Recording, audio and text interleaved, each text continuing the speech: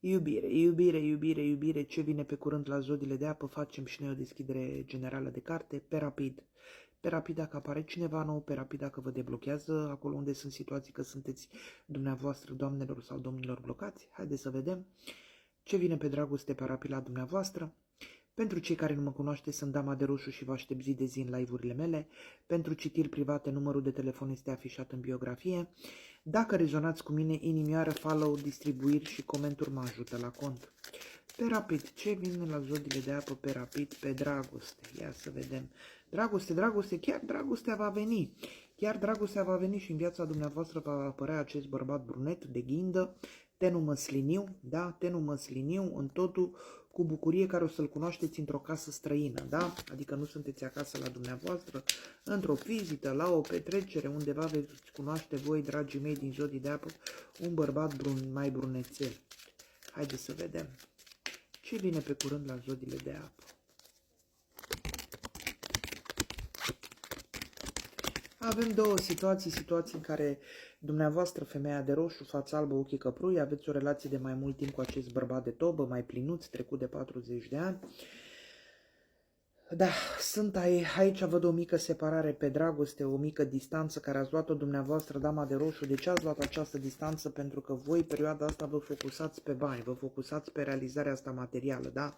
Vreți bucurii financiare și nu mai vă focusați foarte mult pe dragoste.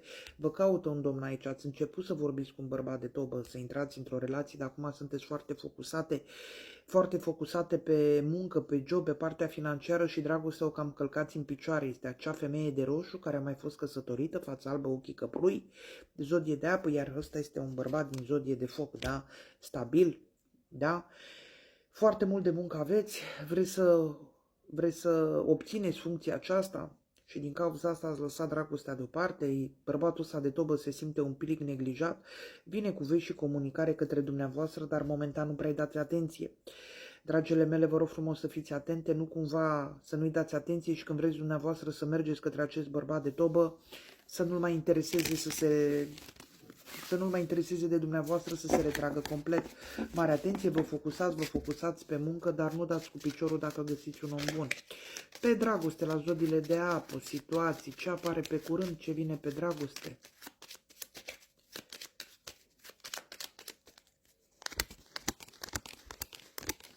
Domnii mei din zodii de apă sunt un pic supărați, un pic neliniștiți.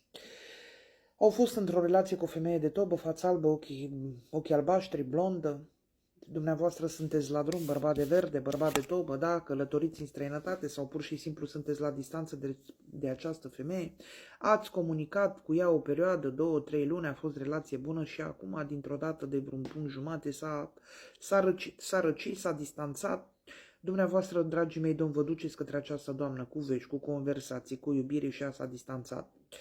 Totuși aștepta să-și revină, eu vă cred, dar între timp a apărut cineva din trecutul ei cu care ea acolo nu a încheiat ceva, acest bărbat de roșu, da, acest bărbat de roșu și a început o comunicare, a început să comunice din nou cu acest bărbat de roșu.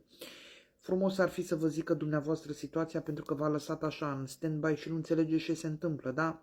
După cum vedeți, fel de energii, fel de situații. Pentru alte energii ce vine pe dragoste către dumneavoastră, aglomerații, foarte multe aglomerații pentru doamnele mele singure spre sfârșit, început de lună. Da, veți cunoaște un bărbat de ghindă, bărbatul ăsta de ghindă îl cunoașteți în aglomerații, este brunet, înalt, posibil să mai fi fost căsătorit. Vorbim de doamnele 30-40, cunoașteți acest bărbat în aglomerație. Poate vă duceți să rezolvați niște acte, poate vă duceți la o petrecere. Cert este că mai sunteți cu o femeie, da, dumneavoastră, când veți cunoaște acest bărbat, în aglomerație cu bucurie și nu știți ce să faceți. O fi serios, nu o fi serios, să încep cu el să vorbesc, să nu încep cu el să vorbesc. Foarte multe întrebări, aoleo, cine e, ce e, dar cum o fi și începeți frământările și vă puneți foarte multe întrebări. Din punctul meu de vedere este să o lăsați mai moale, să vedeți ce se întâmplă. Pe dragoste, celelalte energii care sunteți în relații, comunicare, foarte multă comunicare, posibilitatea, da, cei care sunteți de anul trecut cel puțin din vară într-o nouă relație, da, să treceți la nivelul următor, vedeți că aveți posibilitatea cu acest bărbat să faceți schimbare de casă, doamnele mele, acolo unde doriți schimbare de casă. Deocamdată, o lună, două, mie nu mi-apare căsătorie. Schimbare de casă, da. Acolo unde avem relații de mult timp, unde v-ați dorit, luna aceasta vine și propunerea de schimbare de casă.